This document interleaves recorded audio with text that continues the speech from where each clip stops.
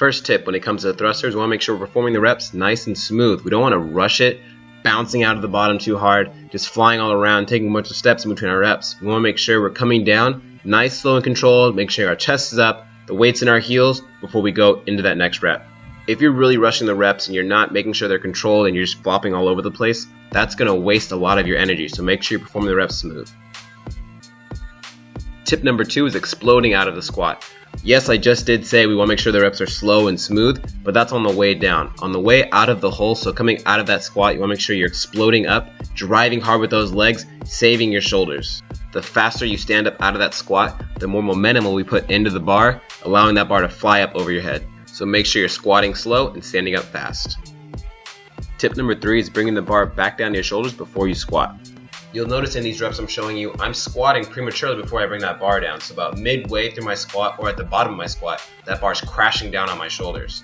I want to treat the bar like a trigger. Every time that bar comes and touches my shoulders, that's when I initiate my squat. Waiting to squat until that bar's back in the front rack will save your shoulders, help make for a more stable squat, and not totally fry your energy.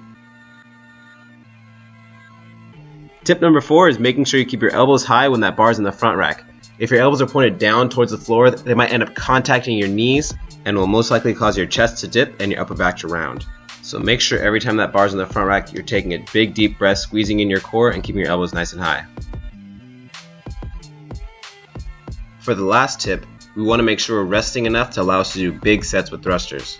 Obviously, if you're doing a shorter, fast-paced workout like Fran, you want to be going as fast as you possibly can, keeping the rest minimal. But if you're doing a workout that has 30 or more reps of thrusters in it, you don't want to just be doing sets of 2s and 3s.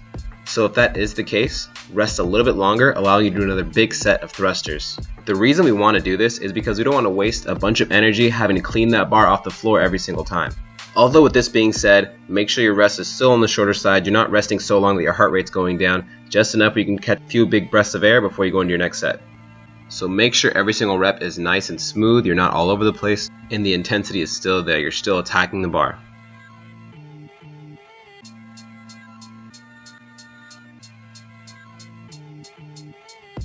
Thank you guys so much for watching this video. If you enjoyed it, make sure you hit that like button. Let us know what you want to see next for technique tips. Share this video if you found it helpful. Make sure to subscribe, and we'll see you guys next time.